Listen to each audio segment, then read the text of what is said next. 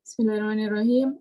Pertama-tama marilah kita panjatkan puji syukur kehadirat Allah Subhanahu wa taala yang telah memberikan kita nikmat sehat, nikmat waktu sehingga kita bisa berkumpul dalam Zoom meeting kali ini dalam rangka kajian online bersama Ustadz Amin Syukrani. Tema malam ini adalah mempertahankan harmonis hingga akhir hayat. Kedua kalinya salawat serta salam semoga tetap tercurahkan kepada Nabi Muhammad SAW yang telah membimbing kita dari zaman jahiliyah menuju ad-dinul Islam.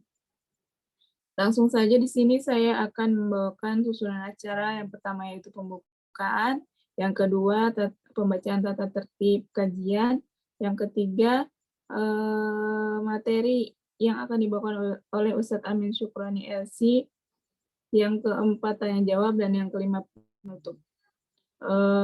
Masuk ke acara yang pertama yaitu pembukaan. Marilah kita buka acara kita dengan baca basmalah bersama-sama.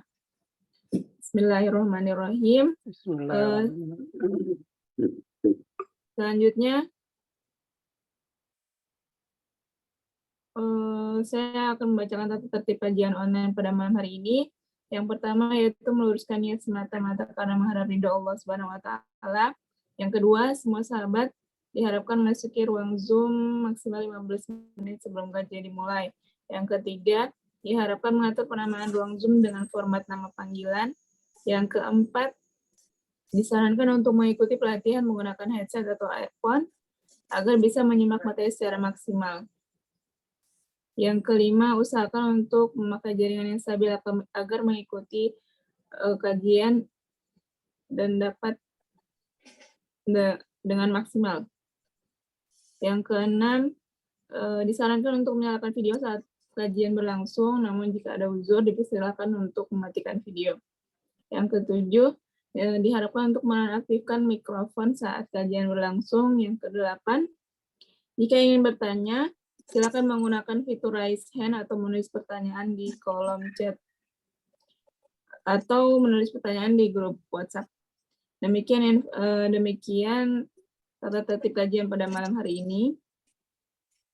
Selanjutnya yaitu kita langsung masuki materi mengenai mempertahankan harmonis hingga akhir hayat oleh Ustadz Amin Syukrani LC. Kepada Ustadz Amin kami persilakan. Bismillahirrahmanirrahim. Assalamualaikum warahmatullahi wabarakatuh. Waalaikumsalam warahmatullahi wabarakatuh. Waalaikumsalam warahmatullahi wabarakatuh. Kayaknya harus buka kamera semua nih. Sekalian reuni ya. Nah, kadang ada yang mudah-mudahan riuh sama anak. Ya, sebagian ada yang masih keingat. Mungkin sebagian dari wajah-wajahnya sudah ada yang terlupakan ya, karena sudah berubah pula sekian lama ya. Mudah-mudahan dengan pertemuan di Zoom meeting ini kita bisa mempererat ya tali silaturahmi kita semuanya. Nah ini kenapa nih alasannya nih kok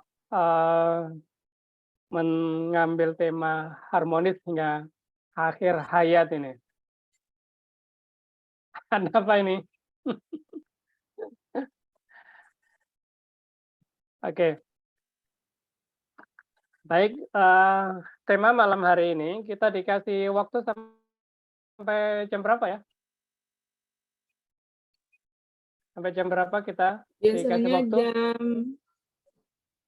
Jam 9 waktu Indonesia Barat kayaknya, 9:30, 10-an gitu, Ustaz. Oke, oke.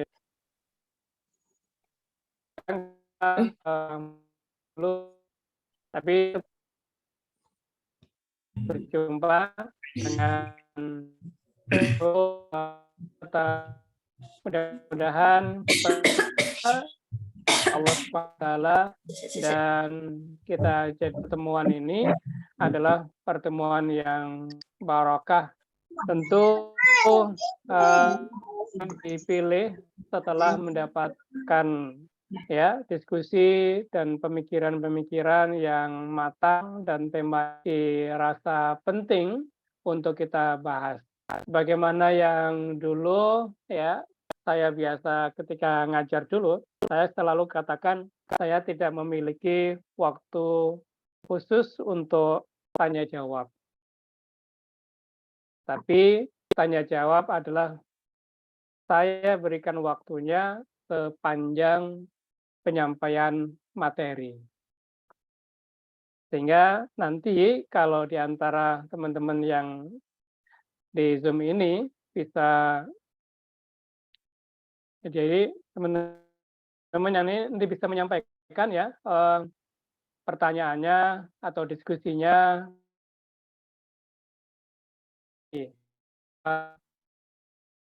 Ya, mulai Ustaz Afwan agak putus-putus. cara. Kenapa? Suara Tadi agak terputus-putus. Ini udah bagus, Ustaz. Oke. Mudah-mudahan sinyal WiFi kita nggak mengalami gangguan ya. Kemudian lancar. Oke. Jadi nanti kalau ada yang ingin ditanyakan, menurut saya bolehlah langsung ditanyakan. Tapi kalau mau dikumpulkan semua pertanyaan itu di akhir sesi, boleh juga. Oke. Saya penyampaian materinya langsung aja, Lisan. Saya tidak menyiapkan PPT, sehingga perlu disimak baik-baik. Ya. Bismillahirrahmanirrahim. Harmonis. Ya. Harmonis itu adalah dari kata harmoni. Harmoni itu artinya saling terkait, artinya adalah seia sekata. Tentu ketika kita bicara harmonis pada kesempatan ini adalah yang dimaksud adalah harmonis antara suami dan istri yang itu diharapkan sampai nanti akhir hayat. 2 mingguan ini kosong. Ada sebagian dari kita ketika menikah tentu mengalami pasang surut dalam hubungan suami dan istri. Hal itu wajar karena memang manusia adalah makhluk sosial dan karenanya dia selalu berinteraksi bukan hanya dengan pasangannya, bukan hanya dengan keluarganya, bahkan dia telah jauh-jauh hari bersosialisasi dengan teman-temannya. Tentu pergaulan itu berdampak ya pada hubungan keluarga yang sekarang ini dijalani. Apalagi ketika berkeluarga ini bukan hanya bersatu karena ada persamaan, tapi yang lebih penting daripada itu adalah karena adanya komitmen yang telah disepakati bersama untuk membentuk satu keluarga. Harmonis itu seia sekata. Apa yang menjadikan kita bisa seia sekata dalam berkeluarga? Baik, sebelum itu menjadi pembahasan kita, cobalah kita membahas sedikit banyak masing-masing keluarga kita awal dibentuknya. Pastilah di antara kita ketika kita menyepakati ya untuk melanjutkan hubungan sampai ke pernikahan, tentu harapannya adalah keluarga itu berlangsung sampai akhir hayat nanti, tidak ada yang memisahkan kecuali adalah ajal. Kehidupan penuh dengan sakinah, mawaddah, warahmah, kehidupan yang tentram, yang membahagiakan, yang memberikan ketenangan hidup dalam keluarga. Itulah yang selalu diharapkan.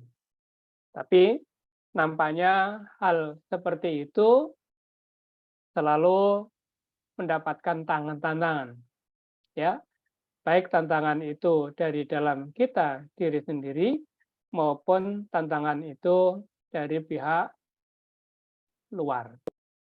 Menikah itu bukan, ini penting ini ya, perlu digarisbawahi, menikah itu bukan menyatukan yang sama, tapi adalah menyatukan yang berbeda. Ini selalu saya katakan ketika saya nikah atau ketika konsultasi pernikahan dan lain sebagainya, biasanya saya katakan menikah itu adalah bukan menyatukan yang sama, tapi menyatukan yang berbeda. Kenapa saya katakan begitu? Biasanya sesuatu yang sama itu tidak bisa dikumpulkan karena yang terjadi adalah persaingan.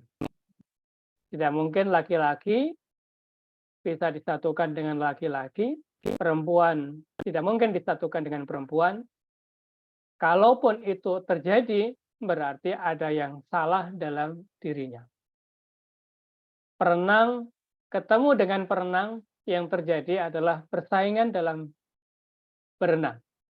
Pelari kumpul dengan pelari, yang terjadi adalah persaingan. Tapi menikah itu adalah menyatukan dua hal yang berbeda. Tapi yang menyatukan adalah bukan karena perbedaan, tapi lebih pada komitmen bersama untuk mencapai tujuan yang sama. Laki-laki kemudian disatukan dengan perempuan.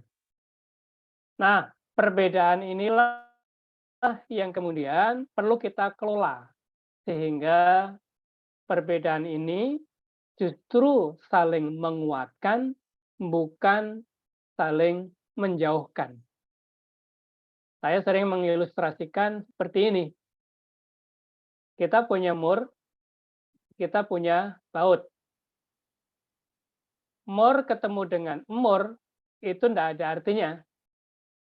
Baut ketemu baut, tidak ada artinya. Tapi ketika mur dan baut ini dijadikan satu, maka dia menyatukan dan menguatkan. Mur butuh baut, baut butuh mur. Dan ketika bersatu, ini menjadi indah. Demikian pula laki-laki itu berbeda dengan perempuan. Laki-laki butuh perempuan, perempuan pun juga butuh laki-laki. Karena saling membutuhkan inilah kemudian mereka bersatu. Perbedaan ketika disikapi dengan baik, maka perbedaan itu akhirnya menguat. Sebaliknya, kalau persamaan yang ditonjolkan, itu biasanya kita menuntut pasangan kita harus sama dengan kita pun juga dituntut kita harus sama dengan pasangan kita. Yang demikian ini biasanya sering menimbulkan masalah. Tapi kalau kita terima yang berbeda dari pasangan kita untuk melengkapi kekurangan kita, demikian pula kita diterima oleh pasangan kita karena untuk menutupi dan menyempurnakan kekurangan pasangan kita, maka itu klop, ya. Ibarat wadah itu ketemu tutupnya sempurna. Baik, itu teorinya, tapi memang untuk menyempurnakan dan mengharmonisasi hubungan itu perlu perjalanan yang panjang, ya, perlu perjalanan yang panjang, perlu kesabaran, perlu keteguhan hati, kemudian juga perlu saling memahami satu dengan yang lain. Tapi kalau mau diringkas, barangkali ada 4 rukun ya dalam berkeluarga. Kalau kita dalam berislam itu kan ada 5 rukunnya ya. Kemudian kalau kita beriman, itu ada 6 rukunnya. Di mana yang disebut dengan rukun itu adalah sesuatu yang ada dalam satu amalan yang jika ditinggalkan maka tidak sah. Seperti membaca surat Al-Fatihah dalam sholat itu adalah rukun. Ya. Ketika kita tinggalkan maka sholatnya menjadi tidak sah, buyar, tidak ada artinya. Sama juga dengan demikian ketika kita berislam, 5 rukun Islam itu harus kita lakukan, kita tunaikan. Jika salah satu dari rukun Islam itu kita tinggalkan, maka hancurlah keislaman kita. Demikian pula dengan iman. Itu 6 rukunnya, jika salah satu kita tinggalkan dan kita itu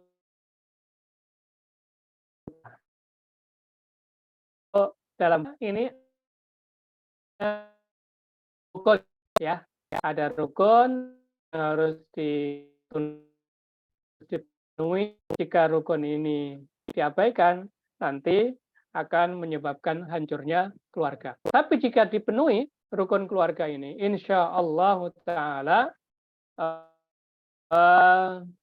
hubungan dalam keluarga itu harmonis, ya.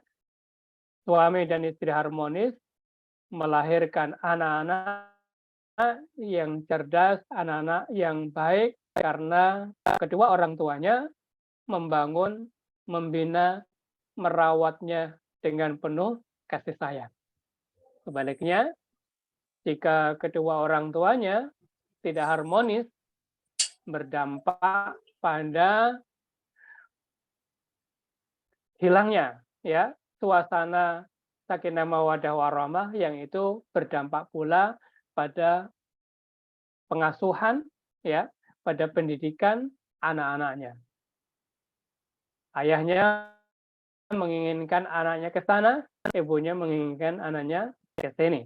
Ayahnya mempola pendidikannya dengan pola tertentu, ibunya mempola dengan pola yang lain.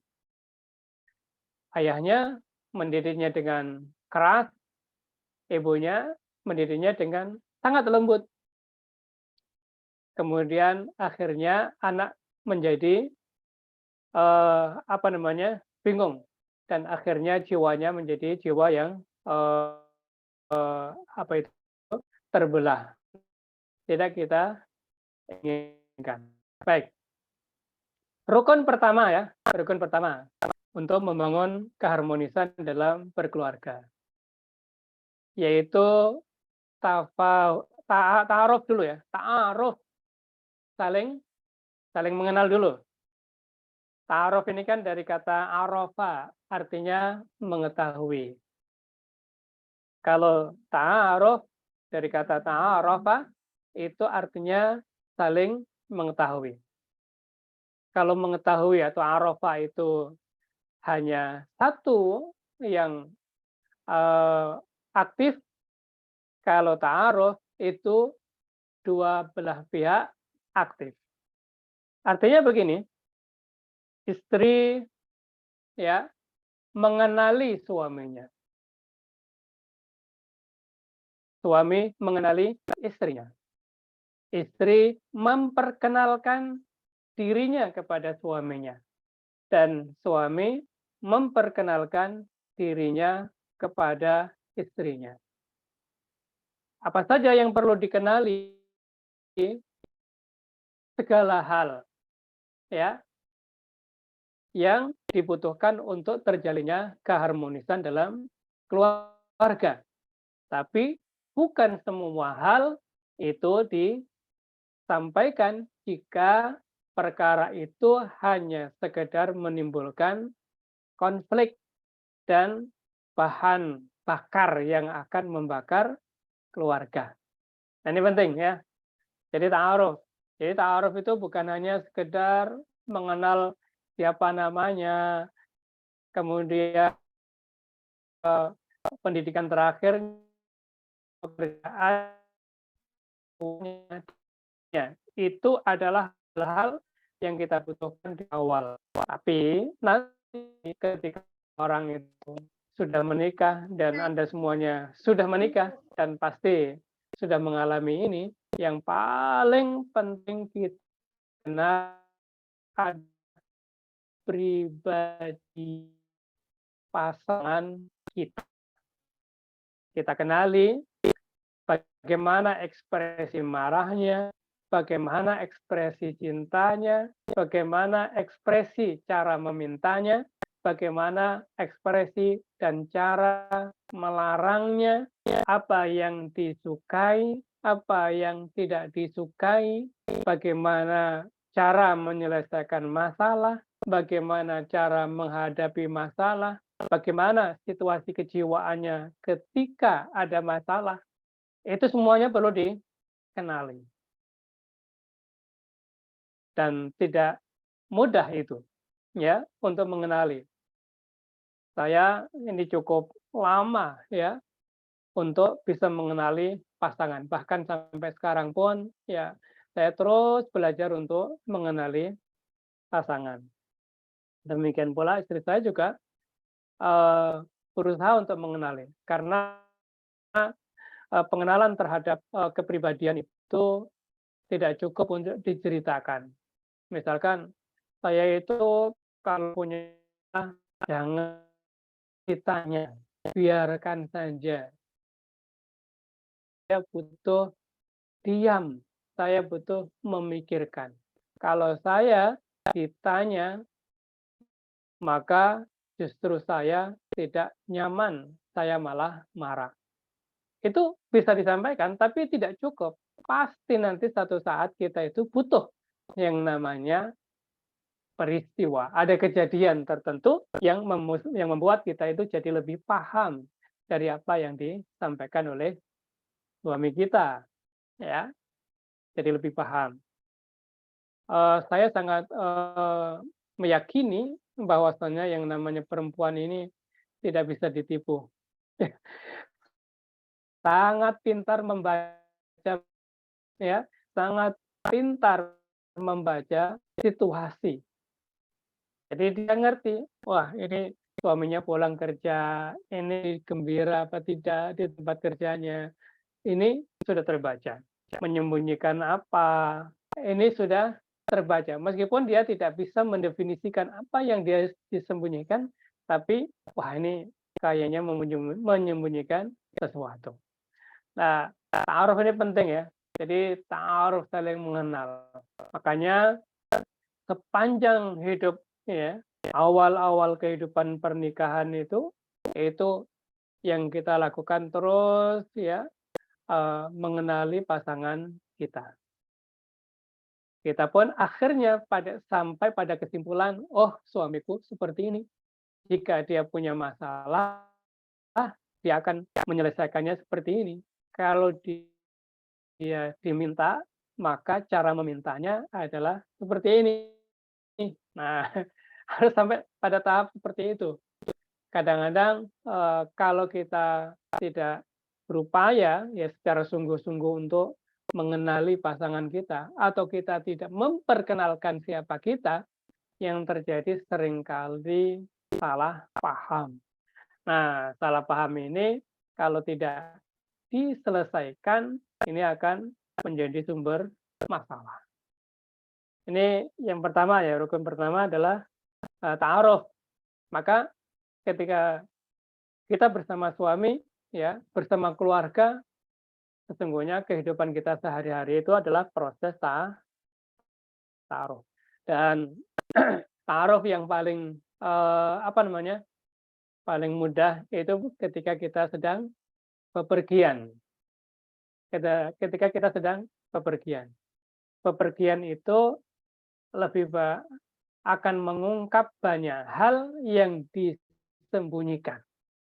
Karena itulah kemudian ya Umar bin Khattab ya ketika ingin mengangkat salah seorang ya ingin di gubernur, kemudian ada yang menawarkan, saya tawarkan ini saja, untuk menjadi seorang gubernur. Maka eh, Umar bin Khattab menanyakan, apakah engkau pernah bepergian bersama dia? Tidak. Pertanyaan kedua, apakah engkau sudah pernah bermuamalah maliyah, yaitu melakukan interaksi ekonomi dengan dia? Bisa utang piutang, pinjam peminjam, bisnis bersama. Sudah pernah belum? Belum. Kalau belum, berarti kamu tidak kenal dia. Tidak kenal dia. Jadi untuk mengenal paling tidak bisa dengan dua jalan ini ya, yaitu saat bepergian, saat jalan-jalan, saat kunjungan, saat pergi kemana. Nah, itu akan lebih tampak. Karena apa?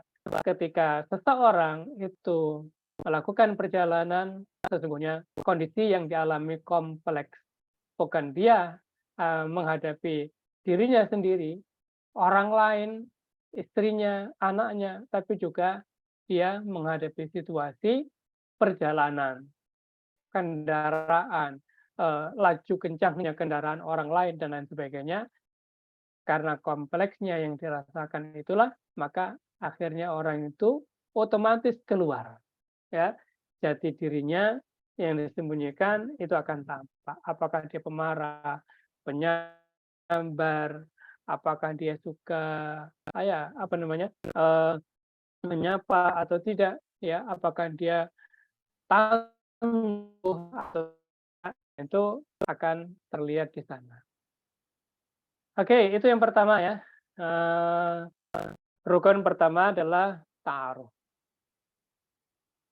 Kemudian yang kedua adalah tafahum.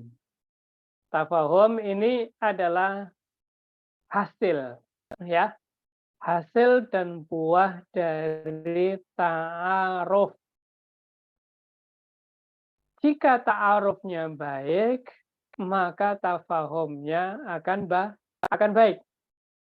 Jika ta'arufnya buruk, maka tafahumnya akan buruk. Tafahum itu dari kata fahima, artinya faham, ya, memahami, mengerti. Kalau tafahum berarti saling, ya, saling memahami, saling mengerti. Ini adalah dampak atau buah atau hasil dari ta'aruf. Karena itu, ya, tafahum yang baik itu berarti ta'arufnya sudah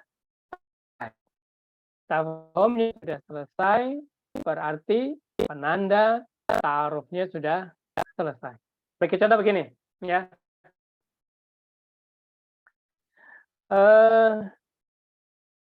Kita misal ya, mungkin masing-masing keluarga punya pengalaman yang berbeda-beda ya dalam hal ini ya. Satu saat ini kenalan ya, mengenalkan gini. Saya satu saat pulang ke rumah, kemudian dengan raut muka yang tidak cerah. Tentu sebagai apa? Dulu kan ya. Kemudian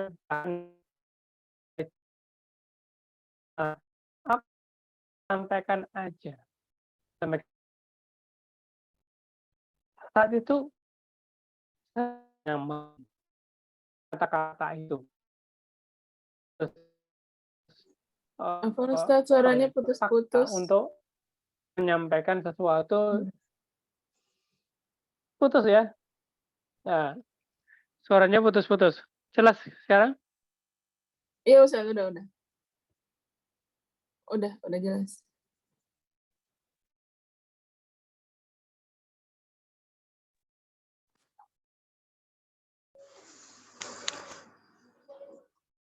Ini wifi-nya pakai. Ya. Halo? Bisa masuk lagi?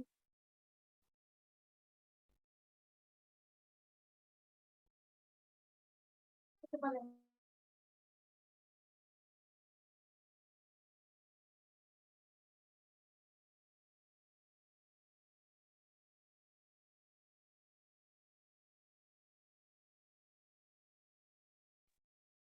sudah bisa dilanjut? Halo, Iya, Ustaz, udah kedengaran. sudah bisa dilanjut ya? Bisa. Ya, ya kalau ada yang terputus bisa langsung diingatkan ya. Jelas, Ustaz, jelas. Pagi, Jelas, Mbak. oke. Terima kasih udah jelas ya. Oke, tadi saya mengulang, yaitu rukun kedua dalam berkeluarga ini adalah tafahum ya. Tafahum ini adalah hasil atau buah dari ta'aruf ya. Tadi saya sudah mencoba untuk menyampaikan kisah ya, cerita saya ya. Bagaimana kita itu apa namanya? Ketika satu saat ya saya kalau pulang ya dari kerja kemudian dengan raut muka yang tidak biasanya. Nah, tentu istri membaca bahwasanya ini ada masalah. Maka kemudian dia menanyakan ada apa. Saya tidak menjawabnya. Saya bilang nggak ada apa-apa, biasa aja gitu. Tapi raut muka ini kan kebaca. Bahkan sampai malam pun juga begitu. Ketika di tempat tidur pun juga ngobrol, maka dia bilang cerita aja kalau ada masalah. Gitu. Nah, justru ketika dia memaksa saya untuk bercerita, itulah yang kemudian jadi sumber masalah. Ya, saya akhirnya jadi marah, saya akhirnya menjadi tertekan dan jadi masalah. Tapi akhirnya semuanya belajar. Jadi belajar, istri belajar, oh berarti suami saya kalau ada masalah itu nggak mau ya dicampuri urusannya. Nah, saya pun juga belajar dari dia bahwasanya kalau ada masalah sebaiknya cerita, meskipun belum tentu kita mampu menceritakan. Tapi kadang-kadang ada satu hal, ya dua hal yang perlu disampaikan untuk sama-sama dimengerti. Nah, dari peristiwa yang asalnya jadi masalah, tapi itu menjadi pembelajaran buat kita bahwasanya apa namanya? Oh, suami saya itu seperti ini. Oh, istri saya itu dari peristiwa. Karena ketika ada satu peristiwa, ambillah pelajaran. Ya, jangan kemudian ditanggapi sebagai sesuatu. Ini masalah ini. Wah, kalau begitu saya nggak cocok, saya nggak pas. Akhirnya timbul pikiran macam-macam lah, ya. Ingin bercerai lah, ingin berpisah lah, dan lain sebagainya. Oke. Kemudian yang ketiga, rukun yang ketiga ya. Rukun yang ketiga itu adalah ta'awun. Nah, ini ta'awun. Ta'awun itu adalah buah hasil ya dari tafahum. Ingat ya, ta'aruf membuahkan tafahum. Tafahum itu membuahkan ta'awun. Ya. Apa itu ta'awun? Ta'awun itu dari kata aun, artinya pertolongan. Ta'awun berarti saling menolong. Ya, saling menolong. Jadi ketika suami dan istri itu tahu, kemudian memahami, nah biasanya langsung bertindak. Satu contoh ini, satu contoh kisah ya. Ini kebetulan istri saya itu dulu di awal-awal menikah, satu saat kita ajak pergi ke pasar. Kita pergi ke pasar lah, berdua gitu kan. Ternyata ketika di pasar itu pusing, ya pusing. Akhirnya hampir pingsan. Wah, kalau begitu kita keluar aja. Hal itu terjadi beberapa kali. Terjadi beberapa kali sampai akhirnya saya paham, oh dia ini nggak tahan dengan misalkan bau pasar, tahan dengan situasi yang ada di pasar. Kalau begitu, apa yang saya harus lakukan? Saya tadi kan awalnya ngerti, oh ada peristiwa, kemudian dari peristiwa itu saya mengerti, oh dia itu tidak tahan dengan aroma pasar, ya. Akhirnya saya jadi paham, kalau dia nggak tahan, apa yang harus saya lakukan? Saya bantu. Apa itu yang harus saya bantu? Tugas dia. Apa tugas dia? Yaitu belanja ke pasar. Nah, sampai sekarang ini kalau apa namanya pergi ke pasar, siapa yang pergi ke pasar? Saya. Jadi saya lebih tahu harga-harga di pasaran daripada istri saya. Jadi mau belanja cabai, mau bawang, segala macam itu ngerti semua lah harga-harga itu ya. Sehingga ketika barang-barang naik ya yang tahu enggak saya daripada. Kenapa saya membantu? Saya paham istri saya itu tidak kuat ketika diajak ke pasar. Dari mana saya tahu itu? Ya, dari peristiwa beberapa kali tadi. Akhirnya tidak kita paksakan. Satu contoh lagi, misalkan pasangan kita itu tidak bisa atau bukan tidak bisa, tapi memiliki rasa takut ketika berkendara di jalan raya. Maka dari pengetahuan kita, akhirnya kita paham, ya sudahlah, pahamlah. Kalau dia seperti itu, nggak bisa dipaksa dia itu untuk berkendara sendirian, apalagi naik motor sendirian, nggak bisa. Jadi apa yang paham itu? Lalu apa yang dilakukan?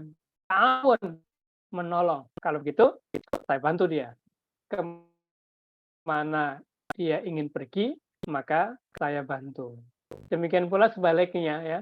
Seorang istri juga begitu. Ketika mengetahui suaminya begini dan begitu, ya, maka bantulah. Misalkan suami ya itu memiliki sisi lemah apa?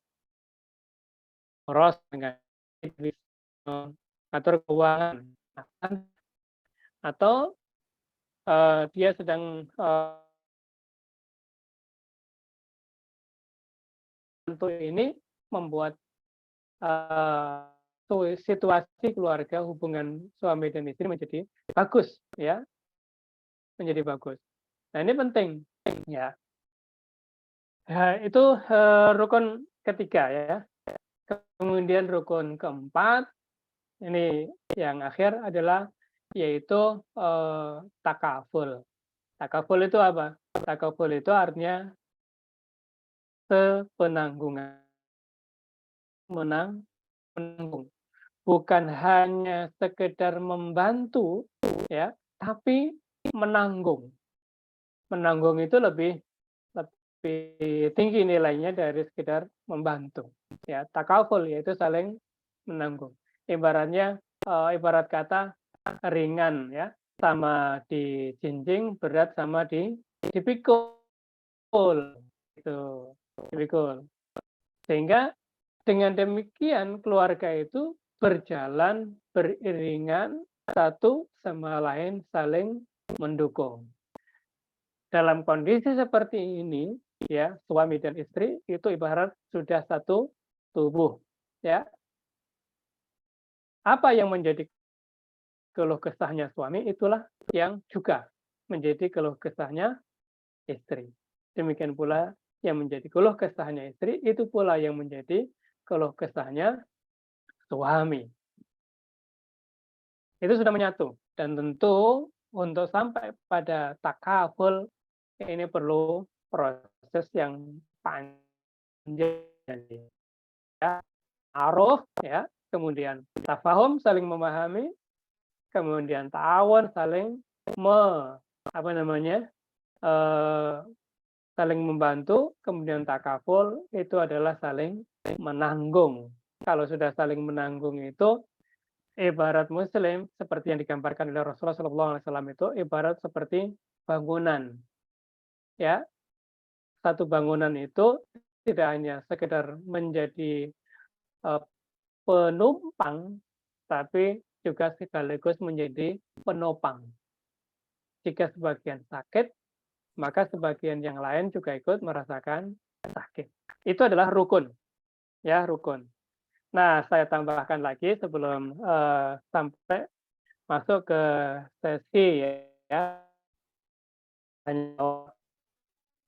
itu yang poin ya, samping rukun tadi, ini ada poin penting dalam berkeluarga adalah mensikapi segala sesuatu yang keluarga itu, yaitu apa? Sersan, serius tapi santai, serius tapi santai. Ya. Masalah keluarga ini, suami dan istri, itu jangan sampai kita itu terlalu serius, ya. Bukan berarti tidak serius ya. Jangan selalu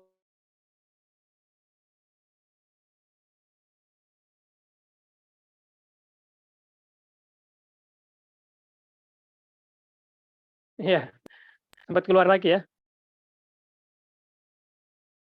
Udah bisa didengar? Oke. Ustaz. Oke. Ini bagian akhir dari yang ingin saya sampaikan, bahwasanya komunikasi, mensikapi segala sesuatu dalam keluarga itu jangan terlalu serius. Artinya, jangan segala sesuatu itu dipandang hitam putih. Hendaklah ketika kita melakukan interaksi sosial dengan suami dan istri itu, seperti kita melakukannya dengan teman, ya, dengan teman.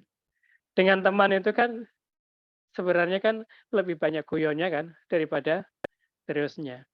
Jangan semua hal itu selalu kalimatnya adalah kalimat serius. Tapi bukan berarti tidak diseriusi. Perkara-perkara itu komunikasinya nyantai aja, tapi sikapnya itu harus dengan sikap yang serius. Nah, apa dasarnya gitu kan? Ketika Rasulullah SAW ya menegur salah seorang sahabat yang menikah ya, ada bekas-bekas tanda-tanda dia menikah, maka ditanya, apa ini? Kok warna kuning-kuning ini? Dia tanyakan, ya Rasulullah saya sudah menikah. Menikah dengan siapa? Janda apa perawan? Saya menikahi seorang janda. Kenapa? Ya, dengan pertimbangan macam-macam tentang keluarganya dan lain sebagainya, ya dia sampaikan. Maka Rasulullah juga memberikan alternatif ala bikron tula'ibuha wa tula'ibuk. Tidakkah engkau satu saat ya lebih memilih laki-laki yang perawan daripada yang janda?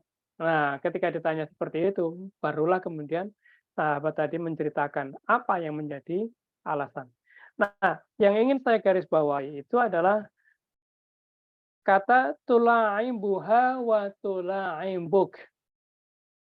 Ya, engkau bisa bercanda dengannya dan dia bisa bercanda dengan dirimu. Jadi ternyata kehidupan keluarga itu janda aja, ya bercanda guyon. Tapi bukan berarti semuanya dijadikan guyonan tentu. Jangan. Mensikapi misalkan sesuatu yang dalam keluarga terjadi ya, misalkan mensikapi apa namanya ekonomi ya yang lagi sulit gitu kan. Ya diambil ringan. Jangan kayak hari esok itu mau kiamat. Jangan. Nah, tapi sikapilah itu semuanya dengan santai, dengan tenang, ya, sehingga kehidupan keluarga itu justru ketika gitu, eee, ketika kita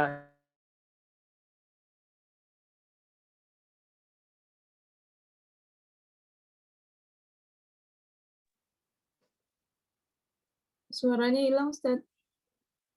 bertemu dengan teman, dengan enjoy, itu pun juga membuat kita enjoy. Mungkin mantik dari diskusi,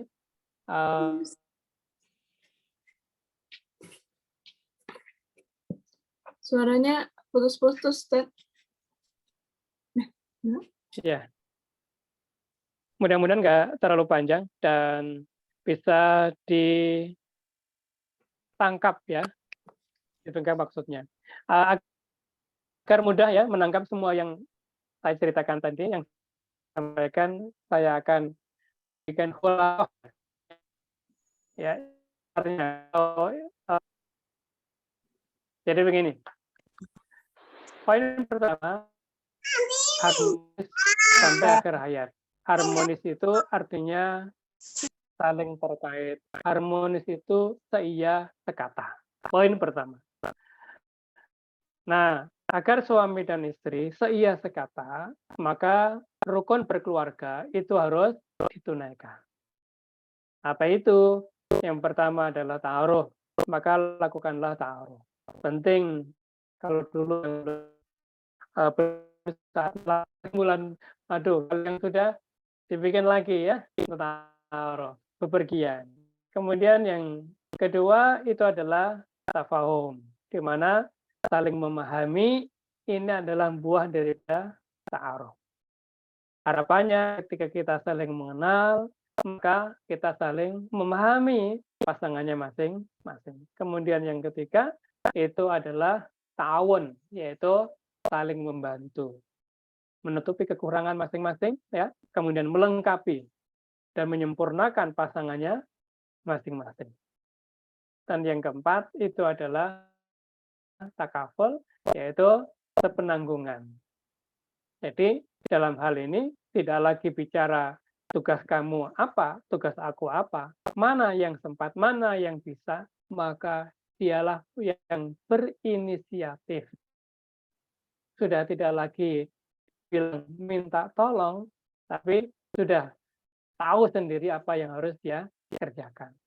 Dan yang penting juga disampaikan di sini, untuk menjaga keharmonisan itu hendaklah pola hubungan, pola komunikasi dalam keluarga itu adalah sersan, ya, serius tapi santai, ya.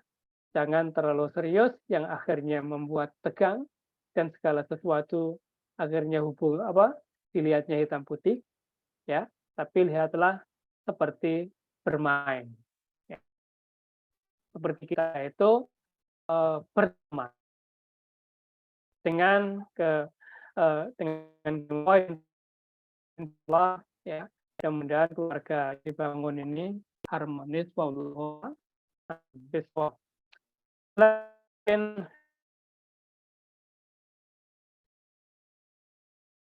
Merespon atau bercerita-cerita, silahkan, supaya suasananya cair ini.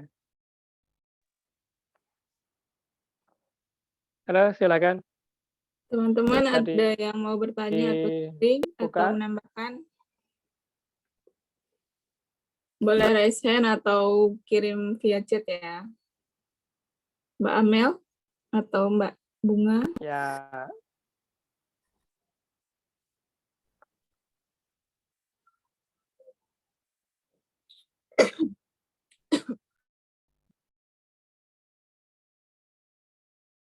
Udah pada tidur nih.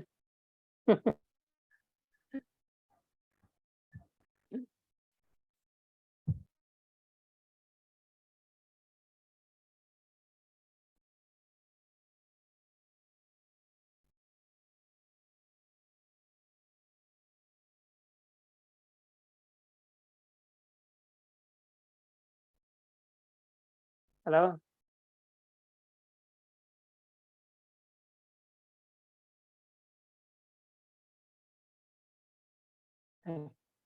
Gimana kondisi keluarga masing-masing, sehat ya?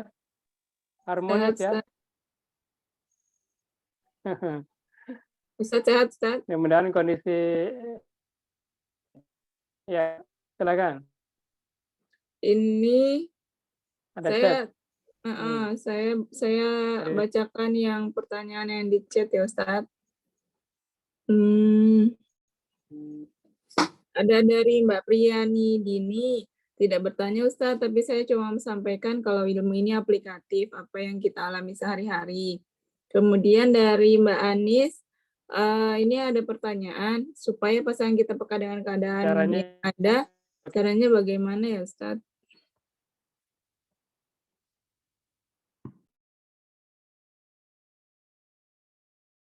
ya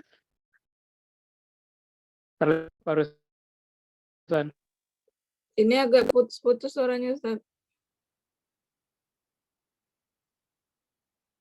Mungkin namanya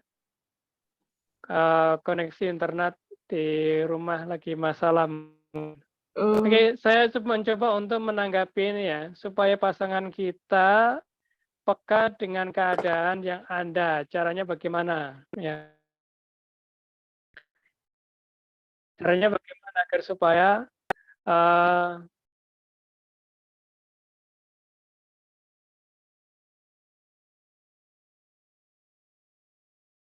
lagi. Kapan terputus tadi Ustaz? Ya, terputus ini, sempat keluar ini. Sekarang udah masuk lagi ya. Insya Allah suaranya baik. Afwan ini. Oke, gini, peka. Ya, ini kan soal kepekaan ya. Laki-laki yang harus dipahami ya, laki-laki itu tidak peka.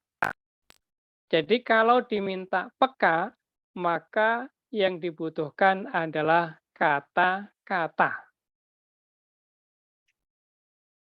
Contoh begini, ini kasus yang sering diceritakan ini. Suami istri boncengan, terik matahari. Lihat banyak sekali orang yang jualan es. Istrinya bilang, Mas, wah enak ya, yang sedang begini, panas-panas begini, minum es. Apa suami? Suaminya bilang apa? Ya benar, memang begini, kalau minum itu enak sekali. Apa yang dimaksud ya, yang diinginkan dari kata-kata istri tadi? Istri ingin mengatakan kita minum es. Sekarang ini panas, gitu kan? Tentu suami tidak peka, tidak selalu pintar membaca kata-kata dan maksud yang tersirat. Makanya responnya biasa aja. Ya, tanggapannya seakan-akan dia menanggapi kata-kata yang tidak ada sesuatu yang tersirat. Akhirnya ya hanya sekedar cerita aja. Begitu sampai di rumah terjadi pertengkaran. Apa? Saya tadi haus, pengen minum. Ya, ternyata hanya ditanggapi biasa-biasa aja. Nggak peka, dasar suami nggak peka, misalkan gitu kan. Ya, jadi jangan memandang laki-laki seperti perempuan. Perempuan sangat peka, seperti yang saya katakan di awal. Kalau kita ingin mendapatkan respon dari laki-laki, dari suami, maka katakan. Jangan terlalu disirat, tapi harus disurat. Itu ya. Itu salah satu poin.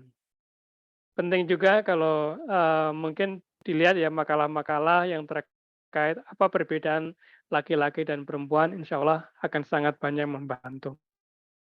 Ya.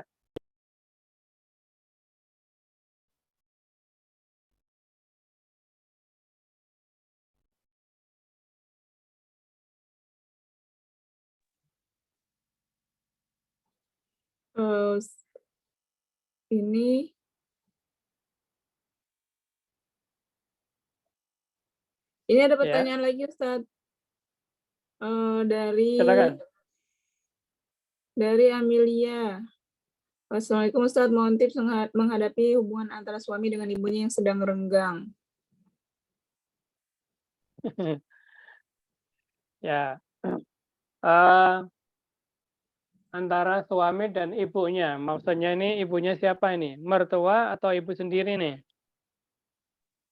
Apa Mel? Ibunya suami Ustaz, Hmm. ya mertua. Mertua ya, mertua si penanya ini ya. Iya, mertuanya Mbak Amil.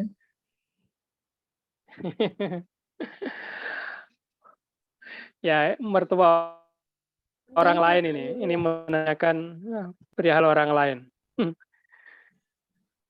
Ada yang mau disampaikan sebelum saya jawab? Oke. Jadi begini, yang harus dipahami, yang sering terjadi begini. Biasanya mertua atau ibu pada umumnya itu lebih dekat dengan anak perempuan, ya, lebih dekat dengan anak perempuannya. Sementara biasanya ini ya, biasanya ini bukan tidak mungkin, bukan tidak banyak. Terkadang seorang ibu itu seringkali ada sekat dengan menantu perempuan. Dengan menantu perempuan. Itu biasanya begitu. Bukan biasanya, ada kejadian yang banyak seperti itu. Karenanya, kalau kita lihat, kalau kita perhatikan di masyarakat kita, biasanya orang tua itu ingin di masa tuanya atau di masa apa gitu ya, senang kalau dia itu tinggal di rumah anak perempuan.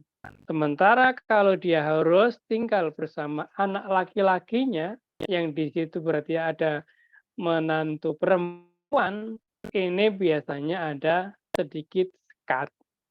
Kenapa? Ya maklum, ya ibu dan anak perempuan telah menjalin hubungan sejak lama, sejak lahir, sehingga ada chemistry. Sementara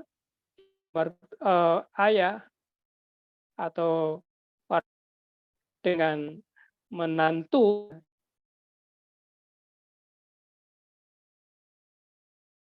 itu sebenarnya. Nah, karena itulah yang perlu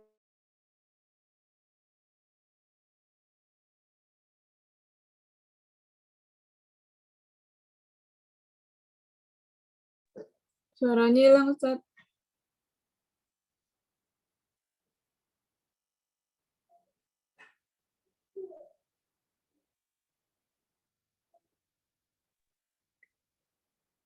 ya barusan terlempar lagi nih, keluar lagi. Ya. Jadi gitu ya. Jadi apa yang harus dilakukan ketika dalam kondisi renggang? Pertama, ya, anggap itu satu kewajaran dulu. Biasanya kalau itu dianggap satu kewajaran, nyantai aja gitu. Berarti apa? Bukan aku tok kok, yang lain juga begitu, perempuan-perempuan yang lain yang bersama mertuanya, ya, itu begitu. Sehingga ketika kita anggap itu sebagai sesuatu yang biasa, kita nggak terlalu tegang. Kedua, kita memang harus belajar, ya, belajar memahami orang tua. Karena orang tua itu lebih menuntut dan seharusnya memang harus lebih dipahami. Ya, lebih dipahami. Karena cara berpikirnya orang tua itu kan sudah permanen ya, tidak lagi fleksibel. Kehidupannya yang sudah lama seperti itu, ya akhirnya membuat cara berpikir, cara bersikap itu kadang-kadang tidak sama dengan kita. Berbeda dengan yang muda-muda ini, ya itu lebih fleksibel. Seharusnya lebih toleran, dengan kondisi orang tua. Sebagaimana kalau kita ya toleran dengan kondisi orang tua kita sendiri. Eh, eh, itu mungkin poin-poin yang paling penting ya untuk menjalin hubungan dengan mertua. Ya, biasa saja, wajar, ya, ada sekat. Itu bukan maunya kita dan juga bukan maunya mertua. Terus terjadi karena pertemuan yang masih sebentar. Berbeda dengan anak ya, sudah terjadi chemistry ya. Berbeda dengan mertua dan menantu perempuan. Itu pertemuannya masih sebentar. Kemudian yang kedua tadi, teruslah berusaha ya untuk memahami orang tua. Jangan menuntut orang tua memahami kita. Itu aja, saya pikir. Wallahu a'lam bishawab. Terima kasih, Ustaz. Sama-sama.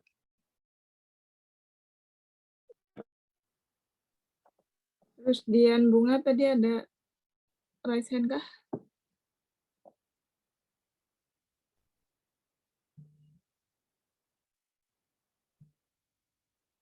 Ada ya? Ini ada yang japri Ustaz. Tadi sebelumnya terima kasih atas jawabannya. Ada yang japri, Afwan Ustaz, saya pernah mendengar jika di surga banyak wanita yang tidak menikah. Bagaimana tanggapan Ustaz jika setelah mendengar itu ada yang memutuskan untuk tidak menikah? Terima kasih Ustaz. Memutuskan untuk tidak menikah? Iya. Iya. Sebenarnya menikah itu adalah fitrah ya. Dan itu adalah sunnah Rasulullah SAW. Jadi Rasulullah mengatakan faman yuhibbu sunnati fahuwa minni, dan itu berlaku laki tapi perempuan. Nah,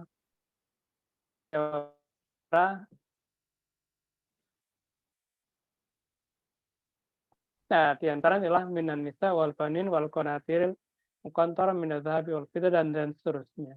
Artinya apa? Bahwasanya semua orang, baik itu laki-laki dan perempuan, itu dihiasi ya untuk cinta kepada lawan jenisnya. Di Quran ini memang minan nisa ya, minan nisa.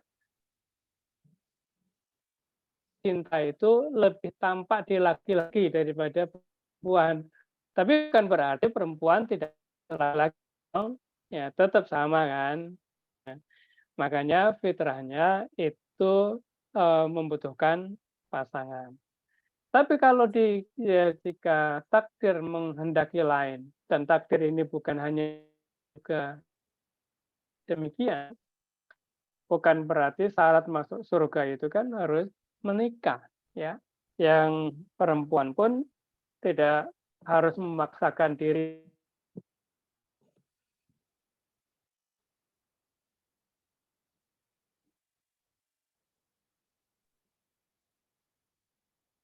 Ya, saya sambung lagi ya. Tadi terputus. Sampun Ustaz. Kenapa? Sampun tersambung lagi. Sudah bisa Ustaz. Ya, sudah tersambung lagi ya. Nah, jadi apa namanya? Tidak boleh kemudian karena alasan bahwasannya banyak perempuan yang tidak menikah masuk surga juga, dan itu menjadi pembenaran bahwasanya orang nggak harus menikah. Sebenarnya menikah itu adalah fitrah. Fitrah itu tidak akan hilang, ya tidak akan hilang, akan terus ada pada semua orang.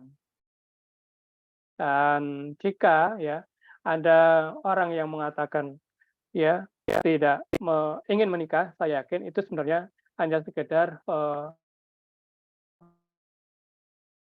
ya karena rasa sakit tertentu atau karena kekecewaan tertentu dan lain sebagainya. Wallahu a'lam.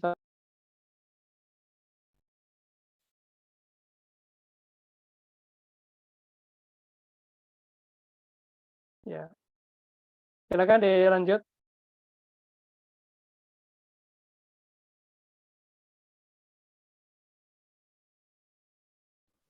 Baik, saya gantikan sebentar Ustaz. Monggo untuk Bunga, silakan mau tanya apa sama Ustaz Amin? Silakan.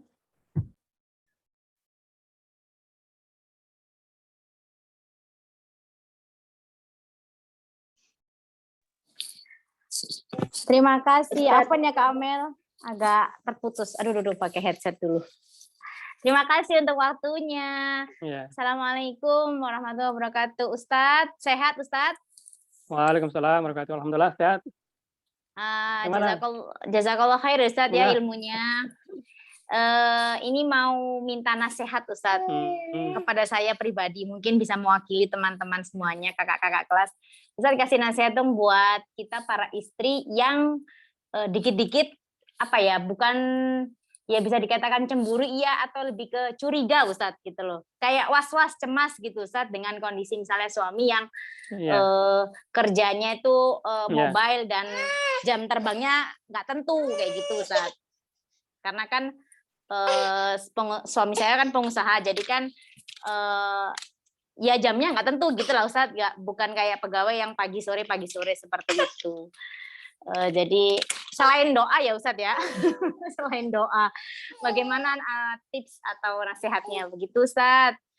Sehat selalu Ustadz, salam untuk keluarga. Assalamualaikum warahmatullahi wabarakatuh. Waalaikumsalam warahmatullahi wabarakatuh. Memang wajar ya kalau seorang istri ya punya rasa cemburu, ya punya rasa was-was, itu baik dan itu sehat dan itu seharusnya. Sebaliknya seorang suami pun juga harus memiliki rasa cemburu, ya rasa was-was terhadap istrinya, dan itu juga baik. Karena Rasulullah mengatakan la yadkhulul jannata dayyus, tidak masuk surga orang yang tidak memiliki rasa cemburu. Yang tidak baik dari cemburu itu kan berlebihan. Nah, berlebihan itu yang tidak baik. Untuk menjaga agar supaya rasa cemburu itu menjadi wajar ya dan tidak berlebihan, pertama yang harus dibangun itu adalah komitmen bersama, ya, komitmen bersama. Yang kedua adalah saling percaya, ya, saling percaya. Kemudian yang ketiga adalah kita menghukumi sesuatu berdasarkan zahirnya, ya. Karena terkadang masalah itu muncul bukan karena sebab-sebab yang nyata, tapi lebih pada karena kecurigaan semata. Kemudian itu tidak ada saling percaya dan komitmen. Nah, tentu orang bisa saling percaya itu harus dibangun ya, dibangun. Sehingga ketika kita misalkan mendengar atau sedang melepas suami kita kerja di mana dan lain sebagainya, bangunlah kepercayaan bahwasanya suami saya itu sedang menunaikan amanah dan dia sedang beribadah dan insya Allah Ta'ala dia selalu dilindungi oleh Allah Subhanahu Wa Ta'ala. Jadi yang dibangun itu adalah masalah apa? Kepercayaan. Jangan sampai kemudian kecurigaan kita itu justru ya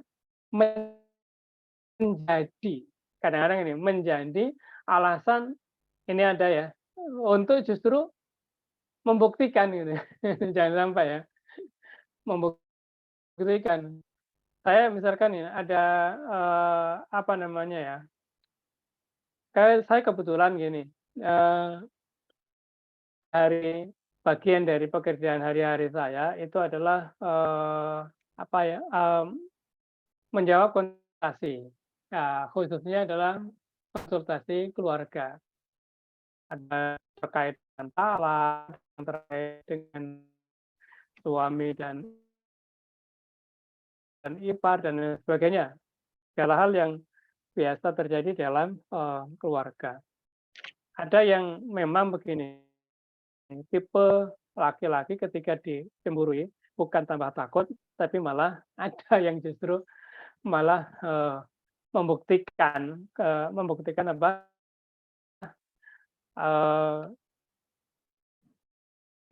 Jadi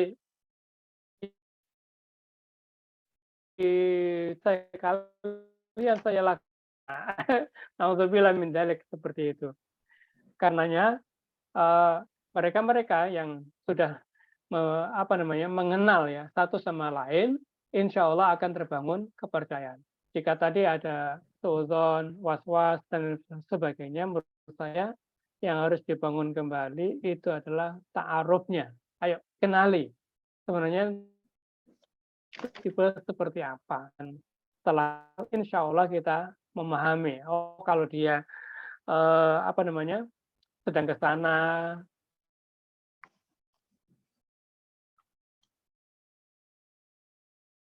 ini menurut saya tingkatkan saja ta'arufnya, insya Allah Ta'ala kita akan saling memahami dan nanti kita saling membantu dan menolong. Wallahu alam ya. Seperti kira-kira.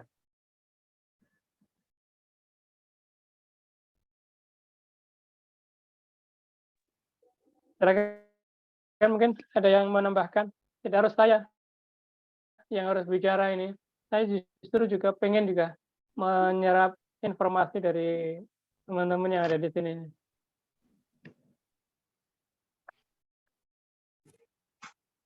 Assalamualaikum, Ustaz.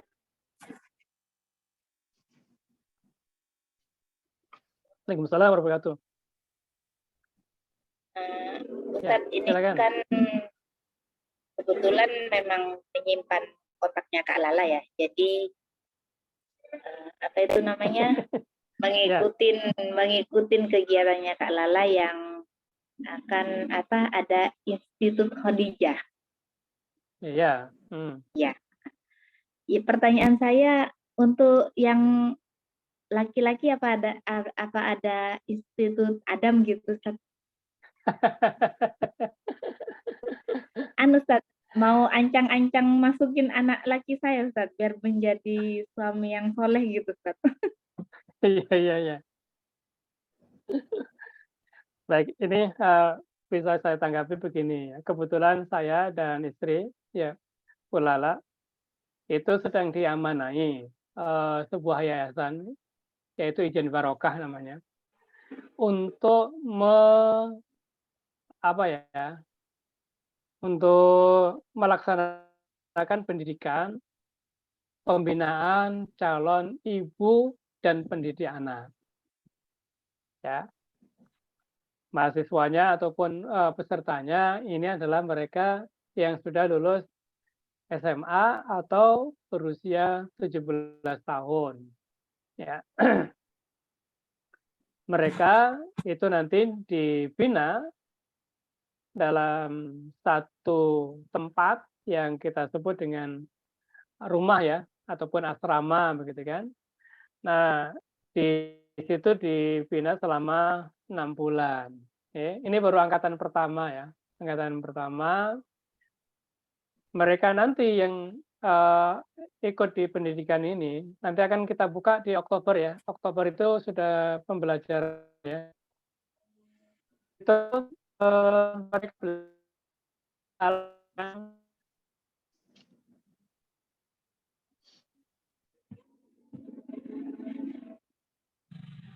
Suaranya hilang, Ustaz.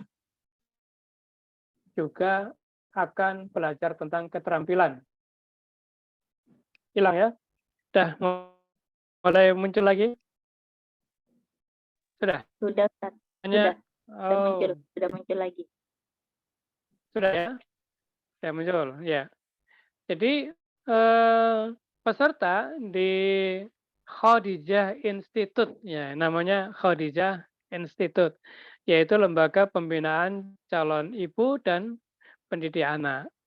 Mereka ini akan diasramakan selama 6 bulan. Pelajaran yang disampaikan ada dua pokok, yaitu pengetahuan dan keterampilan. Pengetahuan tentang apa? Tentang agama, kemudian tentang psikologi keluarga, tentang kesehatan, terus tentang komunikasi, kemudian juga Quran ya pasti ya. Kemudian keterampilan itu ada keterampilan mulai memasak, mengatur rumah, mengatur barang, mengatur keuangan, dan lain sebagainya. Termasuk juga nanti diajarkan tentang bisnis keluarga. Jadi insya Allah harapannya yang belajar di situ menjadi istri ideal ya. Menjadi istri ideal dan menjadi ibu dan sekaligus menjadi pendidik anak. Adapun tadi yang ditanyakan itu bagaimana dengan yang laki-laki gitu ya. Ya Mel ya, kemarin sempat ke rumah ya. Ya, memang ketika kita menggulirkan ya lembaga ini banyak, terutama ibu-ibu ini. Gimana yang laki-laki gitu kan? Kita belum memberikan porsi untuk yang laki-laki. Kenapa? Ya, insya Allah suatu saat nanti. Tapi kita prioritaskan terlebih dahulu ibu. Kenapa? Ya, ibu itulah yang sesungguhnya melahirkan generasi. Generasi ke depan itu seperti apa? Bukan tergantung ayah, tapi tergantung ibu. Bagaimana tidak? Coba. Pengaruh ibu kepada anak sangat besar sekali. Baik secara natural ya maupun tidak. Secara natural ibu itu mengandung anak 9 bulan. Dan selama 9 bulan itu anak belajar dari orang tuanya. Dia juga jiwa fisiknya terbentuk. Kuat tidak, cerdas tidak, sempurna tidak. Salah satu faktornya adalah dipengaruhi oleh ibunya. Ibunya selama hamil makan apa? Kalau makannya makan cilok aja, nanti ya anak cilok kali ya. Nah, kalau tapi yang dimakan itu adalah halalan thayyiban, insya Allah berotak cerdas, berfisik kuat, ya. Nanti juga spiritualnya juga akan kuat. Itu baru 9 bulan. Nanti begitu lahir 2 tahun, itu disusui. Tentu anak tidak bisa jauh dari orang tua. Apa yang dilihat, yang didengar, apa yang dilakukan oleh orang tua, itu akan tersimpan. Ya, memori pertamanya itu adalah dari ibunya. Belum lagi kalau kemudian sampai akil balik sebelum sekolah itu ya anak-anak itu prioritas bersama Bu. Karena itulah kita katakan kita perlu mendidik anak, mendidik ibu agar supaya ibu itu benar-benar siap menjadi seorang ibu dan seorang istri sehingga nanti harapannya dialah yang akan melahirkan generasi mendatang. Jangan sampai seperti yang terjadi sekarang ini ya, bahasa stunting ya, stunting anak-anak yang mengalami stunting, mengalami kurang gizi, jengol, dan lain sebagainya, kecerdasan di bawah rata-rata. Kenapa? Bukan masalah ekonomi keluarga yang menjadi masalah pokoknya, tapi ternyata adalah pengetahuan orang tua terkait dengan mengelola keuangan yang akhirnya berdampak pada anak-anak ya diberikan makanan yang tidak sehat. Ya, memang enak, menenangkan, tapi tidak sehat. Akhirnya anak-anaknya kurang gizi, bukan karena orang tuanya kurang uang, tapi halalnya sudah tapi toyibnya ini yang belum. Hanya diperturutkan, wah kalau anak nangis, akhirnya sudahlah, mau makan apa aja lah, yang penting makan. Padahal nutrisinya belum terpenuhi. Bahkan ada informasi ya, anak-anak yang masih dalam kandungan saja itu sudah divonis stunting. Ini karena itulah kemudian lembaga ini, terutama para pendiri dan yayasannya, karena kebetulan mereka itu adalah para dokter dan profesor dalam bidang kesehatan, sehingga mereka sangat concern di situ. Apalagi mereka menyampaikan kemarin bahwasanya yang terbangun dari tubuh manusia yang pertama kali itu adalah otaknya, ya, baru kemudian yang lain-lain. Maka di sini penting. Jadi untuk yang masalah kaum Adamnya, tunggu tanggal mainannya saja ya.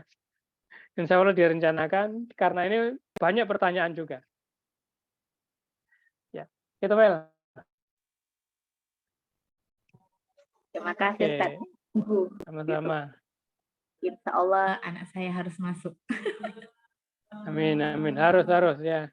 Anak-anak semua nih, atau informasi tadi ya, bisa disampaikan ke teman-teman ya. Barangkali ada saudaranya ya yang mau ikut gabung di Khadijah, itu bisa disampaikan.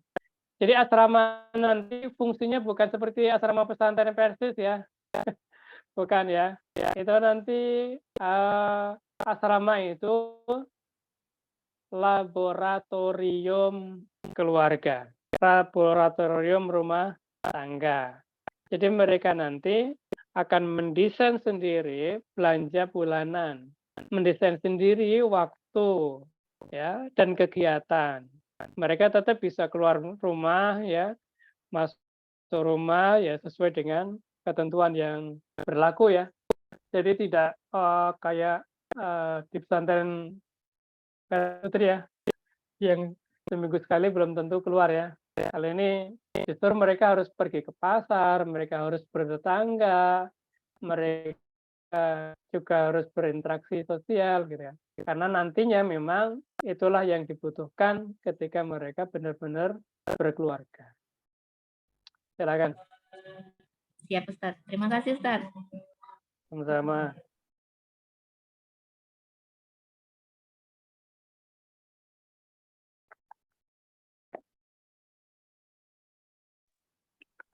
Ini ada satu pertanyaan lagi, Ustadz. Dari Amel. Ustadz, gini, ada gininya. Kira-kira kenapa ya Ustadz kalau seorang istri itu selalu salah di depan suami? Dan bagaimana sikap kita menghadapi suami yang masih kurang dalam ta'awun, Ustadz?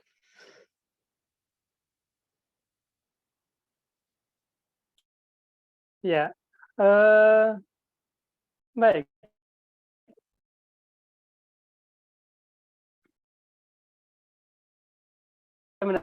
Harus Putus-putus, Ustadz. istri selalu di hadapan suami. Ya, baik. Ini atau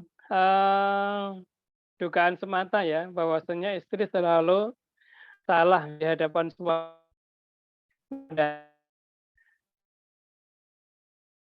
Kali ini seringkali terjadi kesalahpahaman. Sebenarnya ya, seringkali terjadi kesalahpahaman antara suami dan istri, sehingga ketika istri misalkan ditegur, diingatkan, atau di apa gitu kan, itu seringkali dibilang disalahkan. Seperti ini, memang tipis ya antara teguran, nasihat, dan disalahkan. Ketika kita menyikapi orang menegur kita, itu sama dengan kita salah atau menyalahkan, maka setiap teguran, setiap ketidaksetujuan dari orang itu akan kita anggap sebagai bentuk menyalahkan kita. Tapi kalau teguran orang itu kita anggap sebagai cerminan, ya, sebagai cermin, ya, sebagai cermin yang mengoreksi perilaku kita, maka kita akan menganggapnya teguran, nasihat, bahkan marah itu sebagai sesuatu yang positif. Ini soal persepsi aja. Menurut saya soal persepsi. Ada orang misalkan gini, seorang guru menegur muridnya. Seringkali dipahami sebagai apa? Guru marah kepada muridnya. Seringkali pula ada pemahaman begini, ketika orang tua menegur anak, maka kemudian anak memahami, oh, orang tuanya marah sama dia. Artinya dia salah. Persepsi inilah yang harus dibalik. Mari kita belajar dengan hadis Rasulullah SAW. Al-mu'min mir'atu akhihil mu'min. Seorang mukmin itu adalah cermin bagi mukmin yang lain. Apa fungsi cermin itu? Fungsi cermin itu adalah menampilkan balik siapa kita. Ketika kita berdiri di depan cermin, maka cermin itu menyampaikan kepada kita apa adanya. Kalau di dahi kita ada angus, ya pasti disampaikan. Kalau di dahi kita, ya, itu ada cat merah, maka cermin juga akan menyampaikan ke kita seperti itu. Tinggal respon ketika melihat siapa kita. Sayangnya ketika kita berdiri di hadapan cermin, kita bisa menyikapinya dengan penuh kerelaan dan sukacita. Terima kasih kepada cermin yang telah menampilkan saya apa adanya, sehingga saya bisa memperbaiki diri. Sisiran yang kurang tepat, atau kerudung yang kurang pas, disampaikan oleh cermin, kemudian kita menerima dan terima kasih. Kemudian kita mengubah menjadi lebih baik.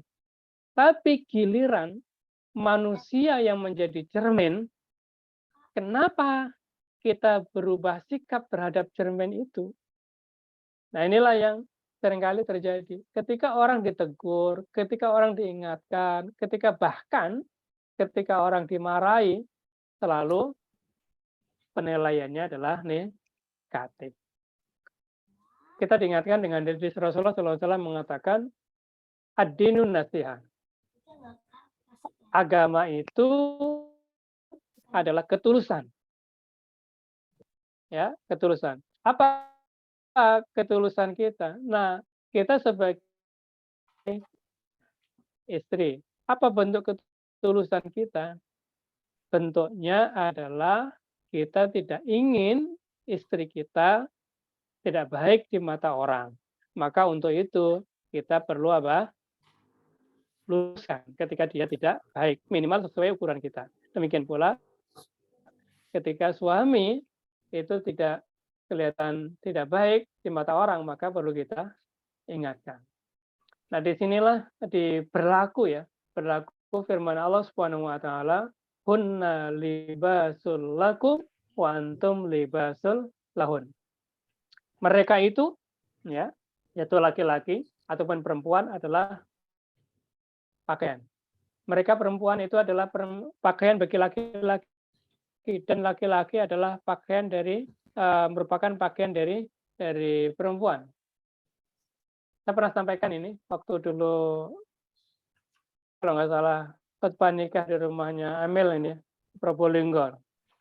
Saya sampaikan begini, apa fungsi pakaian? Coba apa? Fungsi pakaian itu pertama menutup aurat. Apa itu aurat? Aurat itu adalah sesuatu aib atau sesuatu yang tidak baik yang harus kita tutup. Nah, di sini suami harus menutup istri. Istri harus menutup aib suami. Bukan suami menceritakan aib istri kemana, si istri juga mengungkapkan aib suami kemana. Harus karena suami adalah pakaian istri adalah pakaian suami. Kedua, fungsi pakaian itu adalah zina, menjadi perhiasan.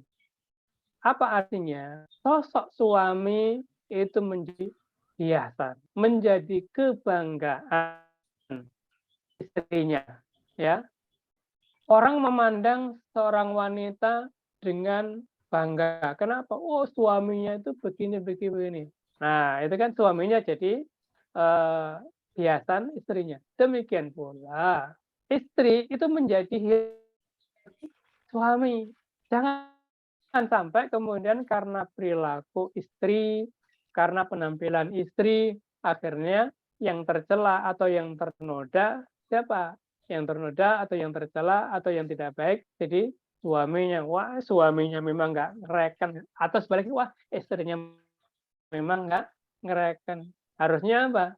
Harusnya istri jadi perhiasan suami, suami menjadi perhiasan istri. Paling tidak fungsi pakaian itu. Meskipun seringkali ya, hunna libasul lakum wa antum libasul lahunna itu kayak sering dibawa kepada makna hubungan seorang suami dan istri di tempat tidur ya. Ya, tidak selalu begitu. Kalau saya melihat dari sisi lain, yang namanya pakaian itu fungsinya adalah salah satunya menutup aurat, yang kedua adalah menjadi perhiasan. Demikian pula tadi yang seperti kembali kita itu selalu melihat istrinya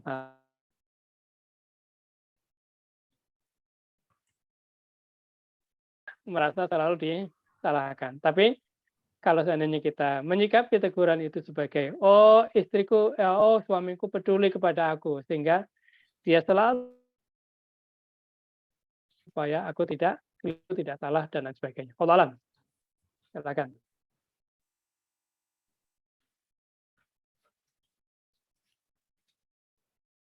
Kemudian tadi ya menghadapi suami yang kurang tahun ya, menghadapi suami yang kurang tahun, tentu ini tahun tadi kan buah daripada tafahum ya. Tafahum itu adalah buah daripada ta'aruf. Kenapa kok suami kurang peduli, kurang membantu? Wah, mungkin suaminya ngelihat, wah istriku gagah perkasa, tangguh, tak tertandingi, gitu kan? Kalau gitu nggak apa-apa lah, aku bantu juga bisa. Jadi kalau suami tidak tahun, koreksi ya, jangan-jangan Anda para istri ini terlalu tangguh. Ya, di hadapan, karena sebenarnya hal yang membanggakan, hal yang menyenangkan seorang suami itu ketika dia bisa membantu istri. Itu bagian daripada yang menyenangkan. Tapi ketika istri ini kayaknya nggak perlu dibantu, ya sudahlah, barangkali membantu yang lain. Ya. Jadi di hadapan suami tampaklah lemah ya. Supaya bisa dibantu ya. Karena memang begini saya ingin cerita aja. Seorang teman tuh begini. Kebetulan ini istrinya itu ngurusi semua hal. Sampai galon-galon pun belanja dia ya, masak dia, urusan macam-macam itu dia. Akhirnya apa? Suaminya ya udah, ketika dia mengerjakan itu semuanya di rumah ya, dan suaminya juga di rumah, dia nyantai aja, tengok gitu kan. Merasa apa? Ya tanpa saya bantu bisa kok. Nah gitulah. Jadi sebaiknya memang istri ini di hadapan suami jangan terlalu tangguh ya. Boleh tangguh tapi jangan keterlaluan lah. Harus lebih sering minta tolong, tapi jangan keseringan. Karena membantu istri itu sesuatu yang membanggakan. Wallahu a'lam. Tapi Ustadz sudah minta tolong, tapi nggak mau nolong. Gimana Ustadz? Katanya biar apa? Biar kuat gitu Ustadz. Maksudnya mampu gitu loh. Selama mampu nggak mau bantu. Nah iya, makanya itu karena ngelihat kamu masih mampu, ya akhirnya biarin aja gitu. Berarti pura-pura aja nih Ustaz ya, pura-pura Iya, nggak kuat gitu udah ini maksudnya. nggak bisa, ini nggak kuat, nggak bisa Boleh, ini, boleh, ya boleh gitu. Ustaz. Itu kalau pengalaman saya pribadi, itu suaminya harus diajak Suka ke membantu. pedalaman Kalimantan ya. Beneran. Jadi kemarin kena mutasi ada di Kalimantan yang jauh dari keluarga, benar-benar harus dihadapin berdua. Itu baru apa ngerasa saling membantunya tuh baru kerasa. Begitu ditinggal balik ke Probolinggo, saya shock juga. Ternyata suami bisa bilang, nggak ada kamu, aduh repot, capek, ternyata aku nggak bisa apa-apa yang nggak ada kamu. Oh, saya senang sekali mendapatkan sanjungan seperti itu.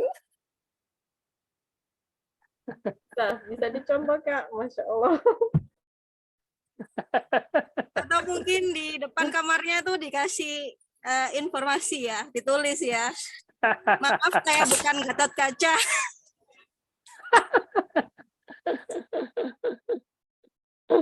Boleh itu. Ya. Otot kawat balung besi ya. Jadi mungkin gini ya, tadi seperti yang saya sampaikan, pada fitrahnya sebenarnya laki-laki itu lebih mudah ditundukkan oleh wanita yang meminta tolong daripada ditundukkan oleh wanita yang suka menolong dia. Ya.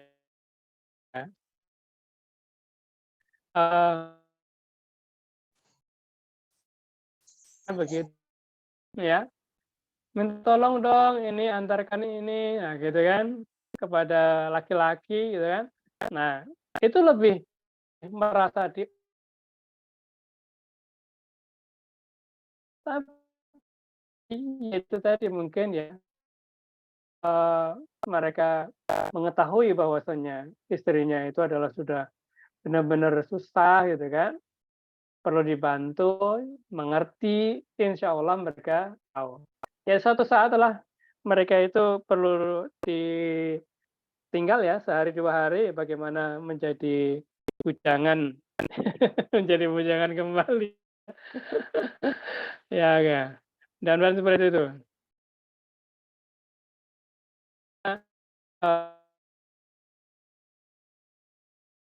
Tadi tumbuh rasa kepekaannya. Kadang-kadang kalau nggak diasah, ya itu seringkali suami nggak ngerti gitu. Ya ini ada rasa peka dan harus istri selalu ngomong ya, ngomong terus, minta tolong. Kalau nggak mau minta tolong, saya nggak mau nolong gitu ya. Ya santai aja lah ya. Cara minta juga harus guyon lah ya, jangan serius-serius amat gitu ya. Oke, silakan yang lain. Tahun 2000 senang rasanya bisa gabung dalam kajian malam ini. Syukuran. Terima kasih.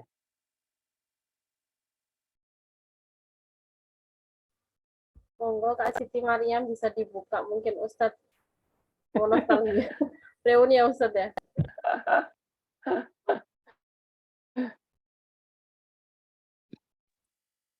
Ada pertanyaan lagi? Ini Kak Siti Mariam dari Bondowoso.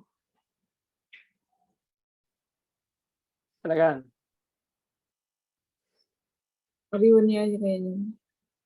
Reuni.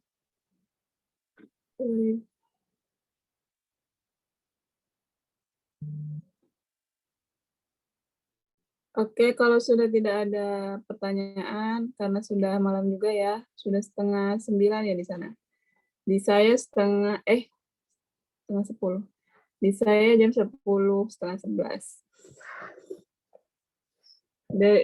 Di Balikpapan. Okay. Alhamdulillah. Nanti satu saat ke Balikpapan ya. Oke, saya ditunggu. Karena udah nggak ada yang bertanya lagi, saya cukupkan di sini ya teman-teman. Sekali lagi, jazakumullah khairan Ustadz Amin yang Afwan. sudah memberikan ilmu banyak kepada kami semua. Walaupun saya tuh masih single Ustadz, jadi nyimak aja dulu. Ya, justru belajar. Iya. Ya. Gitu. Ikut aja di Khadijah Institute nih. Oh iya, berapa tuh cutinya berapa lama? 6 bulan ya Ustaz? 6 bulan. Iya, kayaknya belum bisa cuti deh Ustaz. Segitu. Iya. Oke. Ada acara online kok juga. Oke Ustaz. Terima kasih Siap. juga untuk teman-teman, kakak-kakak, adik-adik yang sudah ikut menghadiri kajian Zoom malam hari ini. Jazakumullah khairan. Kita tutup acara kita pada malam hari ini dengan baca hamdalah dan doa kafaratul majelis. Alhamdulillahirrahmanirrahim. Subhanakallahumma bihamdika asyhadu an la ilaha illa anta astaghfiruka wa atubu ilaik. Assalamualaikum warahmatullahi wabarakatuh. Waalaikumsalam. Waalaikumsalam warahmatullahi wabarakatuh. Syukran Ustaz, jazakallah khairan Ustaz. Ustaz. Ya, syukran, afwan. Ya. Sehat selalu ya Ustaz. Ya. Salam buat Bu Lala. Insya Allah. Ya.